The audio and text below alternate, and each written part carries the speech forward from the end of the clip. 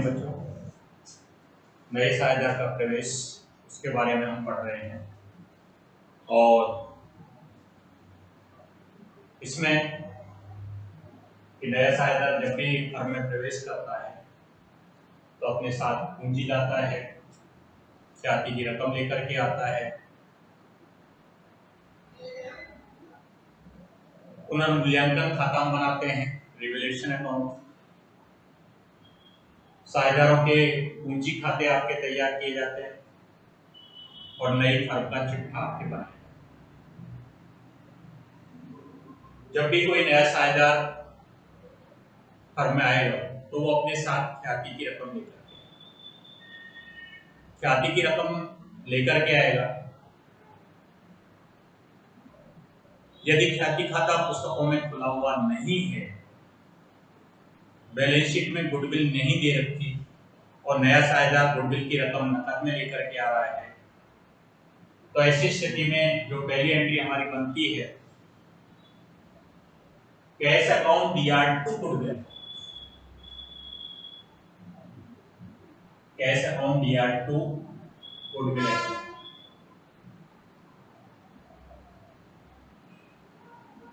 ख्याति की रकम नकद में लाने पर, ख्याति की राशि नकद में लाने पर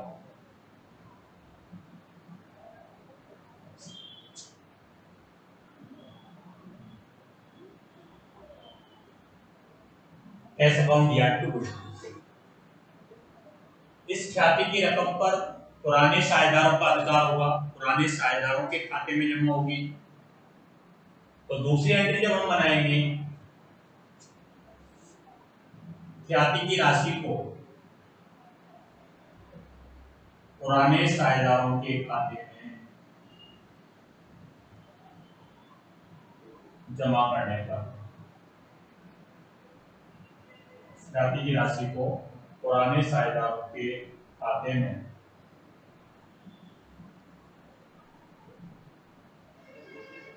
जमा करने पर, जमा करने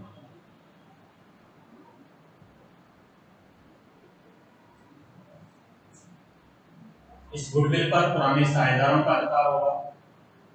तो गुडविल अकाउंट दिया to old partners capital account,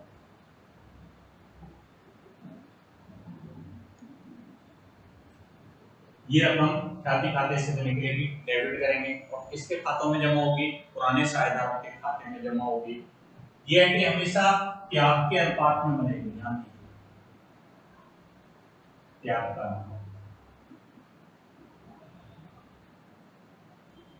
अनुपात का मतलब पुराने अनुपात लाभ अनुपात में से जब हम नया लाभ अनुपात घटाएंगे तो त्याग का अनुपात क्या होगा। पुराने लाभ अनुपात में से यदि नया लाभ अनुपात घटा दिया जाए तो त्याग का अनुपात क्या होगा। तीसरी बात, यदि क्वेश्चन में उनको दे रखा हो कि ख्याति की राशि पुराने साझेदारों ने फर्म से निकाल ली, ख्याति की राशि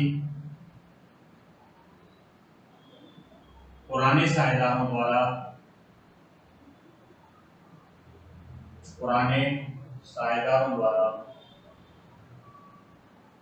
फर्म से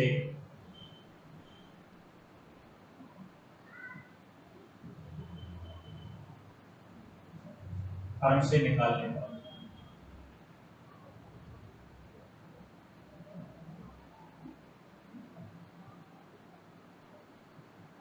फर्म से निकालने पर पुराने साझेदारों को हम ख्याति की रकम भुगतान कर रहे हैं, जो रकम उनके खाते में जमा हुई थी वो रकम उन्होंने फर्म से निकाल ली।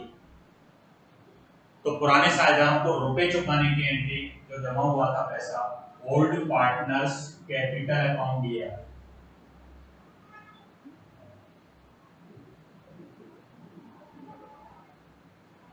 तो कैसे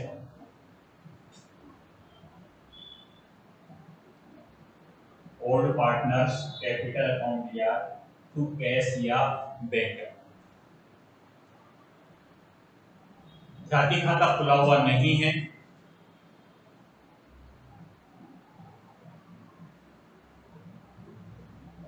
और नया साझेदार गुडविल का पैसा नकद में ला रहा है, तो पहले एंट्री कैश या टू गुडविल।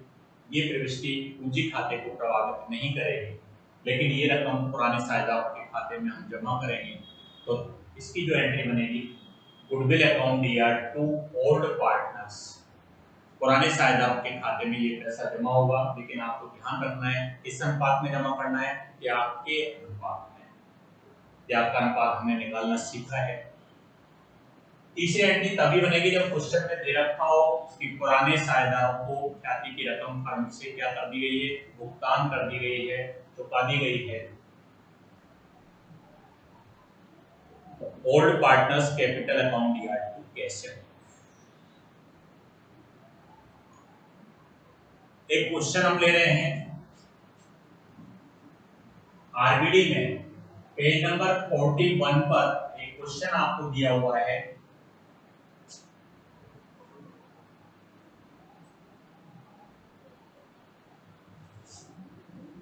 पेज नंबर 41 पर जो क्वेश्चन हमको दिया हुआ है, आप देखिए उसमें आप देखिए बैलेंस शीट आपको दी है, और बैलेंस शीट जो दी हुई है उसमें लिखा हुआ है कि सुरेंद्र और महेंद्र 5:3 में साझेदार। पुराने साझेदार सुरेंद्र और महेंद्र हैं, और उनका पुराना लाभानी अनुपात 5:3 दे रखा है। बैलेंस शीट दी हुई है अपने क्वेश्चन में, आपको लिखा हुआ है कि अंकुर को नया साझेदार बनाया गया। इसको साझेदार बनाया गया है अंकुर को। कितने हिस्से के लिए साझेदार बनाया गया, लेकिन आप देख रहे हैं कि नया लाभानी अनुपात भी हमको क्वेश्चन में दिया हुआ है।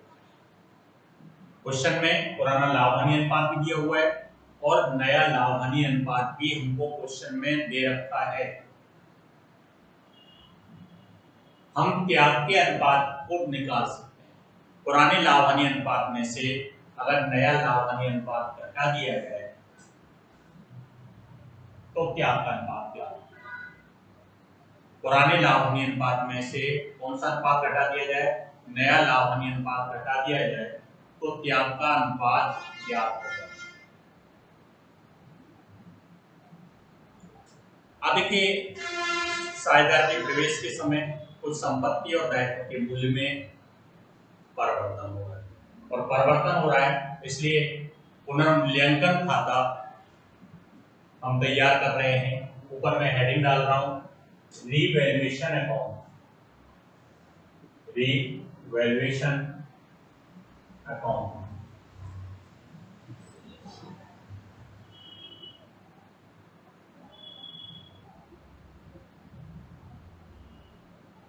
पुनर्मूल्यांकन करना। संपत्ति और दायित्व के मूल्य में अगर कोई कमी या वृद्धि अगर हुई होगी तो हम इस खाते में दिखाएंगे। आप देखिए आपको कह रहा है कि देनदारों पर दुगत ऋण आयोजन 2000 रुपए से बनाया जाए। पुरानी बैलेंस शीट में आपको देनदार आपको दिए हुए हैं, और जो देनदार आपको दिए हुए हैं आप देखिए 12,000 रुपए के डेटर्स दिए हुए। अब तक कोई दुगत ऋण आयोजन नहीं हुआ था, देनदारों से पूरे 12,000 रुपए वसूल होने की उम्मीद थी, लेकिन अब हम कह रहे हैं कि भविष्य में 2,000 रुपए का हमको दुगत ऋण आयोजन के लिए कोर्स बनाना पड़ेगा। हानि है और हानि है तो डेबिट में दिखाएंगे हम टू पीबीडी।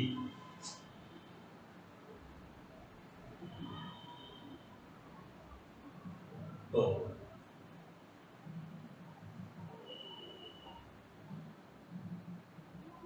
आगे देखिए आपको कह रहा है कि भूमि भवन का मूल्यांकन 85,000 रुपए पर किया। क्वेश्चन में देखिए आप बैलेंस शीट में लैंड एंड बिल्डिंग जो दी हुई है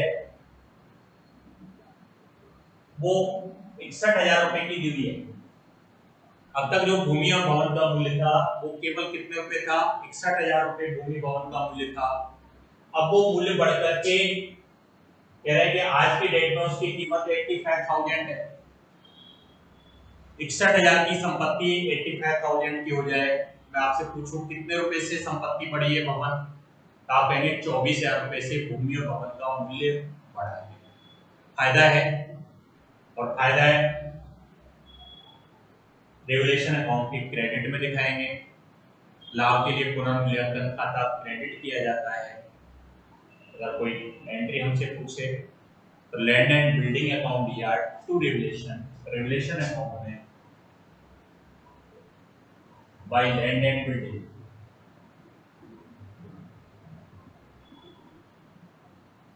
चौबीस। भूमि और भवन का मूल्य 61,000 से कितना हो गया है, 85,000 रुपए हो गया है। 24,000 रुपए से भूमि भवन का मूल्य बढ़ा है, पहले की स्थिति है वो हमने देखा। इसके अलावा आगे के एक पॉइंट हमको और दे रखा है कि सुरेंद्र ने संपूर्ण विनियोग 8,000 रुपए में ले लिए। विनियोग 8,000 में ले लिए, 10,000 की विनियोग 8,000 में साझेदार ने ले लिए, 2,000 रुपए की हानि है। तो डेबिट में टू इन्वेस्टमेंट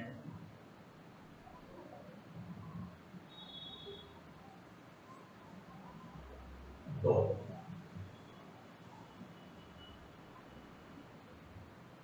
10,000 के विनियोग 8,000 में ले गए, 2,000 रुपए कम मूल्य पर ले गए, हानि है। जब हम एंट्री बनाएंगे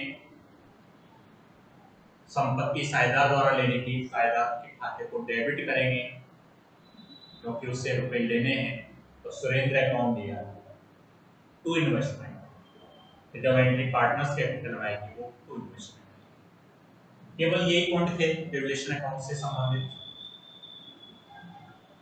क्रेडिट का टोटल 24,000,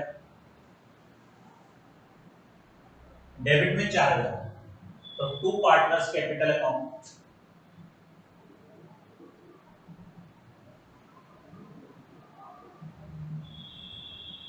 ब्रैकेट में प्रॉफिट सुरेंद्र और महेंद्र, सुरेंद्र और महेंद्र। 20,000 रुपए के लाभ को हम 5/3 में बांटेंगे। तो 20,000 का 5/8 हिस्सा, तो 12,500 रुपए का लाभ तो सुरेंद्र को मिलेगा। सुरेंद्र के खाते में 12,500 रुपए जमा होंगे, और 3/8 से हम निकालेंगे 7,500, कुल मिलाकर के 20,000।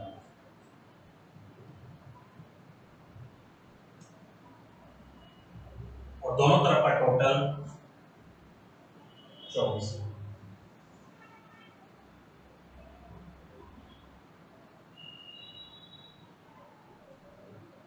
क्रेडिट के टोटल में से डेबिट का टोटल घटाएंगे हम, लाभ की स्थिति है, और उस लाभ को हम साझेदारों के खाते में जमा करेंगे। रिवल्यूशन अकाउंट दिया to old partners capital account. तो टू पार्टनर्स कैपिटल, इस 20,000 के लाभ को हमने पुराने लाभ हानि अनुपात में बांट दिया।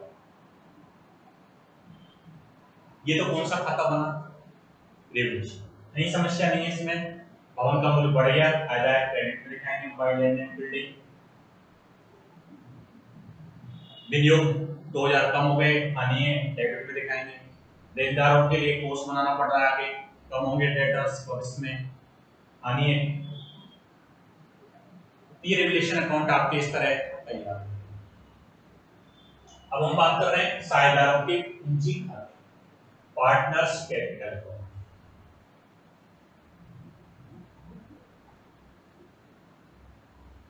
कौन सा खाता, पार्टनर्स कैपिटल। ऊपर हेडिंग डालेंगे पार्टनर्स कैपिटल अकाउंट।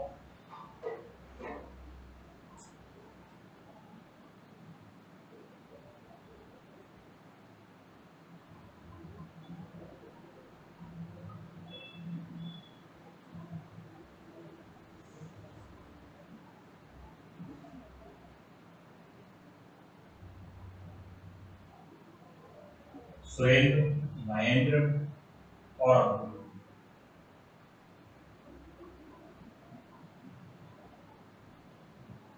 ये क्रेडिट साइड के लिए, ये महेंद्र, ये सुरेंद्र। पर्टिकुलर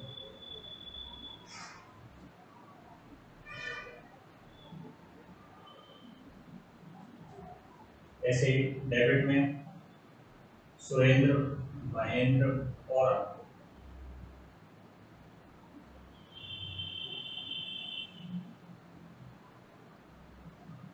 पर्टिकुलर ये डेबिट साइड के लिए।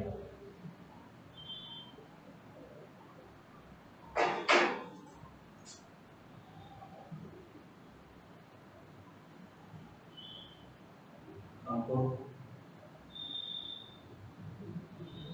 महेंद्र और सुरेंद्र, ये डीआर साइड है।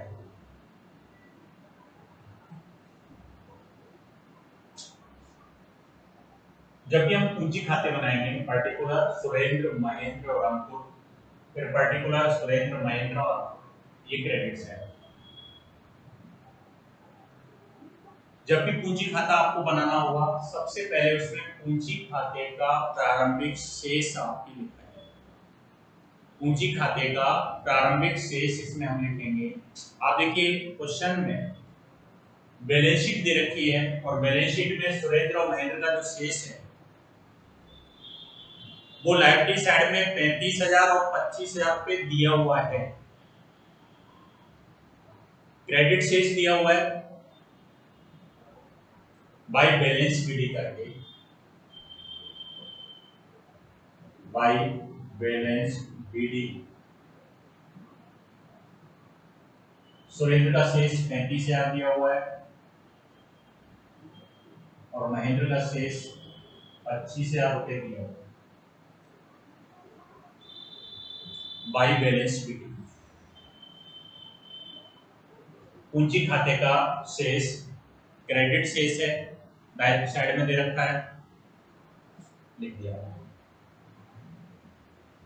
यदि संपत्ति साइड में पूंजी खाते का शेष दिया होता तो हम डेबिट में लिखते, टू बैलेंस बीडी करके उसको दिखाते। इसके बाद आप देखिए जनरल रिजर्व आपको दे रखा है। रिजर्व सामान्य संचय, रिजर्व फंड के नाम से दिया हो सकता है, संचय कोष, पी&एल अकाउंट लाइबिलिटीज में दे रखा है। क्रेडिट शेष अविकृत लाभ है जिस पर केवल पुराने साझेदारों का ही अधिकार इसमें होता है। ये जो जनरल रिजर्व दे रखा है 16,000 रुपए का लाभ दे रखा है। इस 16,000 रुपए के लाभ पर पुराने साझेदार 5:3, 5/8, 10,000 रुपए तो सुरेंद्र के खाते में जमा होंगे, 6,000 रुपए महेंद्र के खाते में जमा होंगे। तो बाई जनरल रिजर्व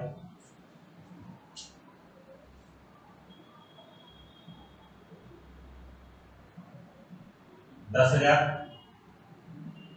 और 6,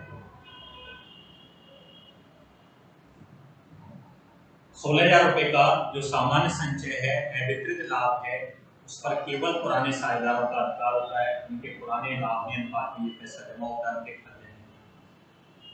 तो मैंने बाई जनरल रिजर्व 10,000 और 6,000। असेट्स में कोई पी&एल नहीं दे रखा, अब दे रखा होता तो हम उसको हानि मानते, पुराने साझेदारों के खाते डेबिट किए जाते। तो सबसे पहला काम पूंजी खाते का शेष लिखना है। इसमें कोई अविकृत लाभ है वो उनके खातों में जमा करने हैं, अगर हानि होंगे तो डेबिट होंगे। तीसरे नंबर पर हमेशा आपको पुनर्मूल्यांकन खाता जो आपने बनाया होगा उससे या तो लाभ ज्ञात हुआ होगा या हानि ज्ञात हुई होगी। तो लाभ अथवा जो हानि ज्ञात हुए हैं उसको हम लिखें। अभी रिवैल्यूएशन अकाउंट जो बना था, लाभ ज्ञात हुआ था और उस लाभ को हम पुराने साझेदारों के खाते में जमा करेंगे। रिवैल्यूएशन अकाउंट दिया है टू पार्टनर्स कैपिटल में बाय रीवैल्यूएशन अकाउंट, लाभ आया था और ये जो लाभ है 12,500 रुपए का लाभ सुरेंद्र को हुआ था और 7,500 रुपए का लाभ महेंद्र को हुआ था। तो इनके खातों में हमने ये लाभ जमा कर दिया। रेगुलेशन में टू पार्टनर्स कैपिटल, तो पार्टनर्स कैपिटल में बाई रीवैल्यूएशन अकाउंट 12,500 और 7,500। इसके बाद आप देखिए, आपको दे रखा है कि अंकुर जो साझेदार बनाया गया है वो पूंजी के रूप में 20,000 रुपए लाएगा। 20,000 रुपए अंकुर से पूंजी के रूप में प्राप्त हो रहे हैं। Cash account DR to Ankur capital account, तो अंकुर के खाते में बाय कैश अकाउंट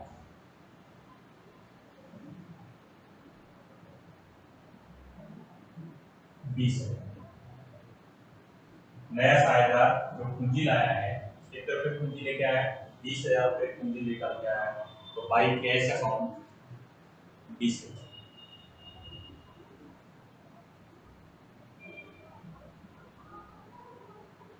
आगे देखिए, आपको लिखा है कि नए साझेदार के प्रवेश के बाद सुरेंद्र ने संपूर्ण विनियोग 8,000 रुपए में ले लिए। कोई संपत्ति अगर नकद बेची जाती तो हम कहते हैं कैश अकाउंट या टू इन्वेस्टमेंट। विनियोग बेचने से अगर रुपए प्राप्त होते तो हम एंट्री बनाते कैश अकाउंट या टू इन्वेस्टमेंट। लेकिन यहाँ पर विनियोग किसने लिए, साझेदार ने लिए हैं। साझेदार के खाते को डेबिट करेंगे। आप कहोगे क्यों करेंगे, क्योंकि उससे हमको भविष्य में रुपए लेने। सुरेंद्र अकाउंट दिया टू इन्वेस्टमेंट,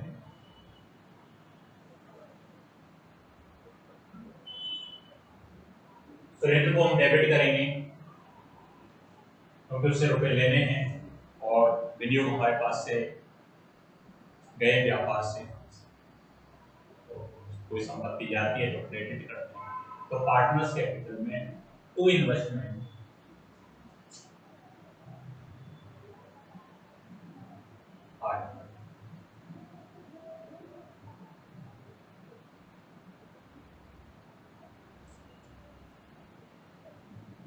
संपत्ति साझेदार ने ले ली और साझेदार ने ले ली तो पार्टनर्स कैपिटल लिया या सुरेंद्र लिया टू इन्वेस्टमेंट, तो टू इन्वेस्टमेंट मैंने आ दिया। अब हम एक मेन पॉइंट पर आ रहे हैं, ख्याति। अब देखिए, आपके पास जो बैलेंस शीट दी हुई है उसमें कहीं भी संपत्ति साइड में गुडविल नहीं दे रखी, और गुडविल नहीं दे रखी तो हम ये मानेंगे कि ख्याति खाता उसका फॉर्मेट खुला हुआ नहीं है। और खुला हुआ नहीं है, ऐसी स्थिति में यदि नया साझेदार ख्याति की रकम नकद में लाता है, जैसे हम देख रहे हैं इस क्वेश्चन में अंकुर को नकद नया साझेदार बनाया गया है और जो नया साझेदार अंकुर बनाया गया है वो अपने साथ ख्याति की रकम नकद में, आपको रकम दे रखी है कितने रुपए वो ख्याति की रकम नकद में लेकर के आया है, कि उसका हिस्सा 10,000 रुपए तय किया गया है और वो रकम उसने नकद में ला करके दी है।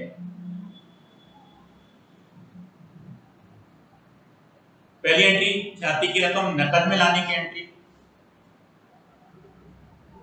Cash account DR to, cash account DR to good, पूंजी खाते को प्रभावित नहीं कर रही है एंट्री। बैलेंस शीट में संपत्ति बढ़ेगी कैश के रूप में, लेकिन इस गुडविल पर पुराने साझेदारों का अधिकार है। जो 10,000 रुपए अंकुर ने लाके दिए हैं पुराने साझेदारों के खाते में जमा होंगे, तो goodwill account DR to old partners capital account, goodwill account DR to old का मतलब सुरेंद्र और टू महेंद्र। तो हम क्रेडिट में बाय गुडविल क्या के अनुपात में,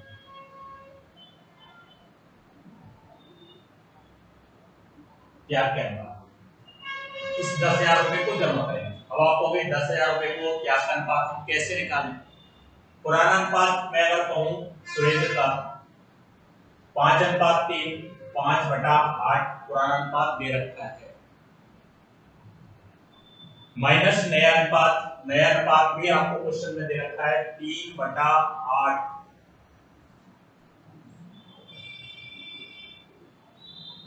सुरेंद्र का पुराना अनुपात क्वेश्चन में है आपके पास 5/8 माइनस नया अनुपात भी आप देखिए बैलेंस शीट के नीचे दे रखा है 3:2, 3 3/8, 8 एलसीएम आएगा, 8 में 8 का भाग लगाएंगे 1 इंटू 5 करूंगा मैं 5, 8 में 8 का भाग लगाएंगे 1 इंटू 3, तो 2/8 भाग का क्या कौन कर रहा है? यहाँ पर सुरेंद्र कर रहा है। महेंद्र के त्याग की बात अगर मैं करूं, पुराना अनुपात 3/8 है और माइनस नया अनुपात भी 3/8 है, कोई परिवर्तन नहीं हो रहा, जितना पुराना अनुपात था उतना ही नया अनुपात है। 8 एलसीएम आएगा 3 माइनस 3 0/8, मतलब महेंद्र नए साझेदार के लिए कोई त्याग नहीं कर रहा है और महेंद्र के लिए कोई नया त्याग नहीं कर रहा है। तो ऐसी स्थिति में हम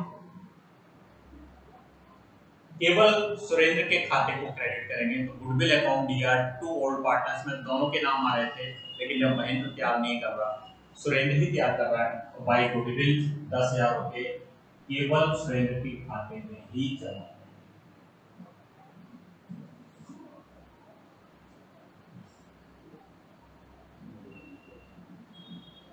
आगे हम ये देखेंगे क्वेश्चन में कि कहीं पर भी ये नहीं दे रखा कि आपके नए साझेदार के हिसाब से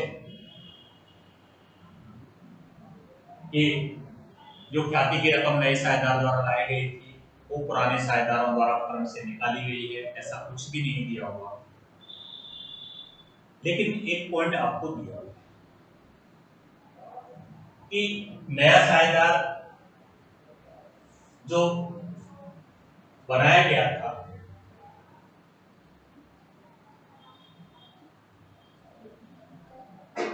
तीन दो अनुपात दे रखा, 3:2 मतलब 2/8 हिस्सा, 1/4 हिस्से के लिए नया साझेदार बनाया गया है और वो 1/4 हिस्से के लिए 20,000 रुपए पूंजी लाया है। 1/4 हिस्से के लिए 20,000 पूंजी लाया है, तो पूरी फर्म की पूंजी एक हिस्से के लिए 20,000 इंटू 4/1, 1/4 हिस्से के लिए 20,000 पूंजी है, पूरी फर्म की जो कुल पूंजी होनी चाहिए नए साझेदार के हिसाब से वो 80,000 रुपए होनी चाहिए। आपको क्वेश्चन में दिया हुआ है कि सभी साझेदारों के पूंजी खाते का समायोजन नकद से किया जाए। कहने का तात्पर्य नई फर्म की जो पूंजी होगी भविष्य में वो 80,000 रुपए होगी। कितने रुपए होगी? 80,000 रुपए होगी। और नए साझेदार की जो पूंजी है वो 80,000 रुपए अगर होगी, वो तीनों साझेदारों की होगी, नए लाभ हानि अनुपात में होगी। नए लाभ हानि अनुपात का लाभ 3:2, 80,000 रुपए को जब हम बांटेंगे 3:2 में, तो बैलेंस शीट 3/8 हिस्सा,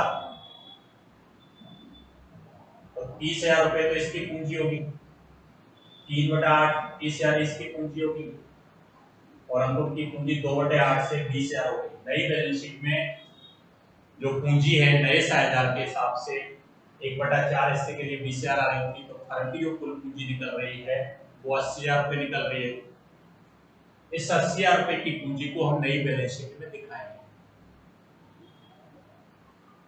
इसके लिए यदि कोई रकम कम पड़ेगी तो साझेदार लेकर के आएंगे उस पैसे को, अब जैसे मैं देख रहा हूं सुरेंद्र का खाता अगर आप देखेंगे 35,000, 10 45,000 और 12,500, 57,500 और 10,000, 67,500 रुपए क्रेडिट का टोटल आ रहा है। सुरेंद्र का क्रेडिट का टोटल 67,500 और डेबिट का टोटल 38 है।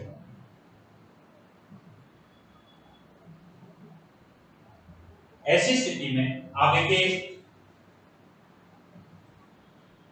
क्रेडिट का टोटल ज्यादा है तो डेबिट में हम टू कैश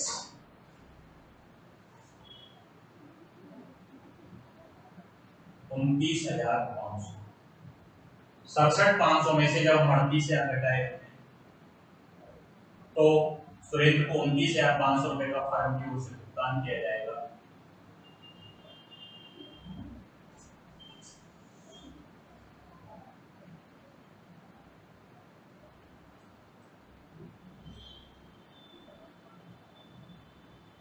ऐसे ही महेंद्र की अगर हम बात करें, महेंद्र का क्रेडिट का टोटल 25,000 और 31,000 और 7,500, 38,500 क्रेडिट का टोटल हुआ गया। 38,500 में से जब हम 20,000 घटाएंगे तो टू कैश 8,500।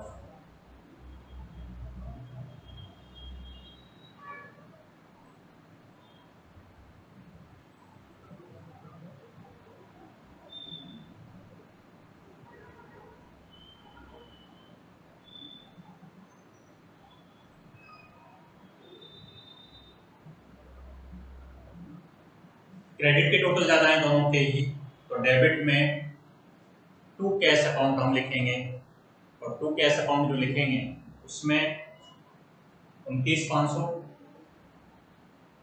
और 8,500।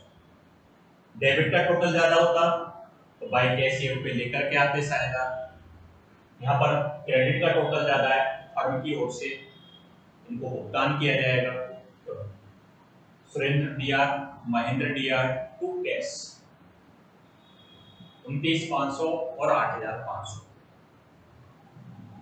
क्या बने पूंजी का ओपनिंग शेष रिजर्व को जमा कर दिया, रेवल्यूशन का प्रॉफिट लिख दिया, पूंजी लाया, जिससे आपकी दिक्कत नहीं थी, विनियोग ले लिए साझेदार ने, मैंने एंट्री समझाई थी सुरेंद्र डीआर टू इन्वेस्टमेंट। ये क्यों करना पड़ा? क्योंकि सवाल में लिखा हुआ है कि नया साझेदार 1/4 हिस्से के लिए जो बनाया गया है, 1/4 हिस्से के लिए वो 20,000 रुपए ला रहा है, तो पूरी फर्म की जो कैपिटल है वो 80,000 बन रही है। तो 80,000 रुपए कैपिटल नई बैलेंस शीट में रखनी है नए लाभांश अनुपात में। 30,000, 30,000 और 20,000 रखने के लिए या तो रकम पुराने साझेदार लेकर के आएंगे या उनको फर्म भुगतान करेंगे अगर उनका क्रेडिट का योग अधिक होगा। यहाँ पर हम क्रेडिट का योग अधिक देख रहे हैं, तो ये आपके टोटल जाता है। अब यदि हमको इस क्वेश्चन में बैलेंस शीट बनानी हो, क्या बनानी हो? बैलेंस शीट अगर आपको बनानी हो, नहीं बनवाई क्वेश्चन में, लेकिन अगर आपको बैलेंस शीट बनानी है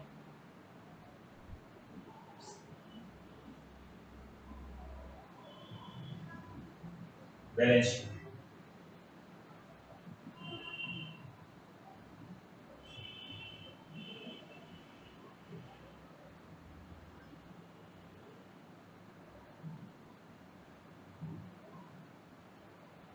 बैलेंस शीट जब आप बनाएंगे इस क्वेश्चन में, बैलेंस शीट 4 कॉलम बनेंगे, वही लायबिलिटीज, अमाउंट, असेट्स और अमाउंट।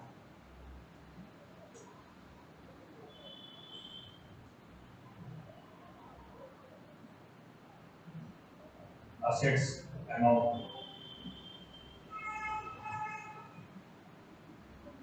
लायबिलिटीज। अब देखिए क्रेडिटर्स 22,000 दे रखे थे, कोई चेंज नहीं हुआ, जैसे हैं वैसे हमने लिख दिए क्रेडिटर्स 22,000।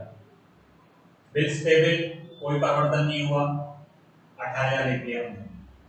जनरल बांट दिया था साझेदारों के खाते में, अब लिखने की आवश्यकता नहीं है। कैपिटल 3 नाम थे, सुरेंद्र, महेंद्र और अंकुर। आप देखिए 30,000 पूंजी इसकी, 30,000 इसकी पूंजी और 20,000, 80,000 रुपए की जो पूंजी थी।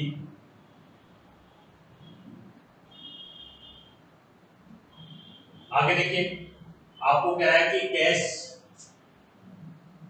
हम देखेंगे कि कितना कैश दिया हुआ है।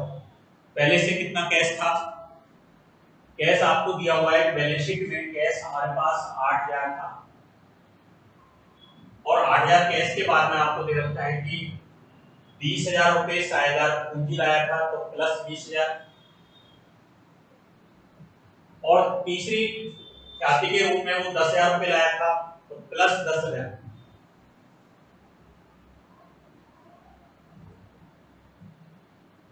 आठ हजार कैश मेरे पास पहले से ही है, 20,000 रुपए कैश हो रहा है और 10,000 रुपए ख्याति के रूप में है। लेकिन पुराने साझेदारों को हमने 29,500 रुपए तो एक चुका है, माइनस करेंगे, और 8,500 रुपए एक भुगतान किया है, तो 38,000 कैश था और 38,000 रुपए ही भुगतान हो गया, तो कैश आपके कुछ बचा ही नहीं।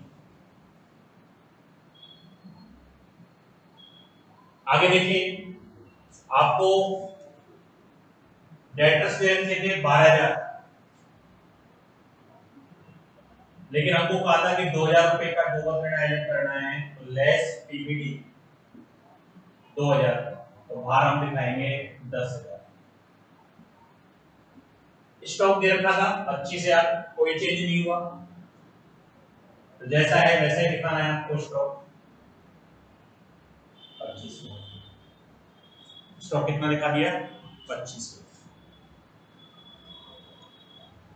आगे देखिए स्टॉक के बाद में आपको लैंड एंड बिल्डिंग दे रखा है, 61,000 थी भूमि भवन का मूल्य, लेकिन भूमि भवन का जो वर्तमान मूल्य है वो कितने रुपए पर मूल्यांकित किया गया है, 85,000 रुपए पर आपके मूल्यांकित किया गया है। तो आज की डेट में भूमि भवन की जो कीमत है वो 85,000। पुरानी बैलेंस शीट में विनियोग दे रखे,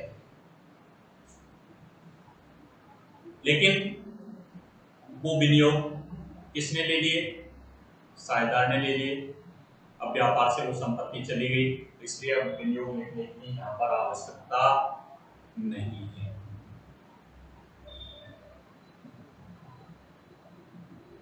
हम टोटल करेंगे बैलेंस शीट 25,000 और 10 35,000 और फिर 86,000, 1,20,000 रुपए संपत्ति साइड का टोटल। ऐसे लायबिलिटी साइड का हम टोटल करेंगे 30, 22 और 18 40 और 80, 1,20,000। तो लायबिलिटी साइड का भी टोटल हमारा कितना हो गया 1,20,000। क्रेडिटर्स पुरानी बैलेंस शीट में 22,000 थे, कोई परिवर्तन नहीं हुआ, 22,000 ही आपको दिखाने हैं। अगर दायित्वों में कोई कमी या वृद्धि होती तब हम दिखाते। बीपी 18,000 थे, कोई परिवर्तन नहीं हुआ। पूंजी खाते का शेष 80,000 रुपए नए साझेदार के हिसाब से फर्म की पूंजी जो रखी गई थी वो 80,000 रखी थी, 3-3-2 में नए लावणी अनुपात में, तो 30,000, 30,000 और 20,000। कैश का हमने देखा था कि कैश 38,000 रुपए कैश था, लेकिन भुगतान करने में 38,000 रुपए ही हमारे चले गए, तो कैश कुछ भी नहीं बचा हमारे पास एक तरह से। डेटर्स 2,000 का कोष बना रहे हैं, कम कर दिया। स्टॉक में कोई परिवर्तन नहीं हुआ, तो जो पुराना मूल्य था 25,000 वही पुराना मूल्य हमने स्टॉक में दिखा दिया इसमें। लेकिन भूमि भवन का मूल्य 61,000 से अब कितना कर दिया गया है, नई बैलेंस शीट में संपत्ति का मूल्य अगर बढ़ा है तो बढ़ने के बाद का मूल्य, और घट गया तो घटने के बाद की वैल्यू लिखी। और जिन संपत्तियों का मूल्य कोई परिवर्तन नहीं हुआ तो वो पुराने मूल्य पर ही दिखाई जाएगी। तो यहाँ पर 61,000 का जो मूल्य है भवन का मूल्य, अब 85,000 हुआ है। रिवलेशन में तो हमने 24,000 का लाभ दिखाया था, लेकिन यहाँ पर आज की समय में, आज के वर्तमान स्थिति में कितने रुपए भवन का मूल्य है? 85,000 रुपए। तो वो आपको दिखाया है। दोनों तरफ का जो टोटल है आप देख रहे हैं कितना हो जाएगा? 1,20,000। इस क्वेश्चन में हमसे बैलेंस शीट नहीं बनाई थी, लेकिन हमने प्रैक्टिस के लिए बैलेंस शीट तैयार की है। क्वेश्चन में आपसे केवल पुनर्मूल्यांकन खाता और साझेदारों के पूंजी खाते ही तैयार कराए गए थे। ये हमने अतिरिक्त एक्स्ट्रा में बैलेंस शीट आपकी तैयार की है। ये क्वेश्चन अपना कंप्लीट होता है। इसमें कोई भी कहीं भी अगर कोई समस्या किसी को हो तो आप पूछ सकते हैं। आज का मेरा ये व्याख्यान यहीं पर समाप्त होता है। धन्यवाद।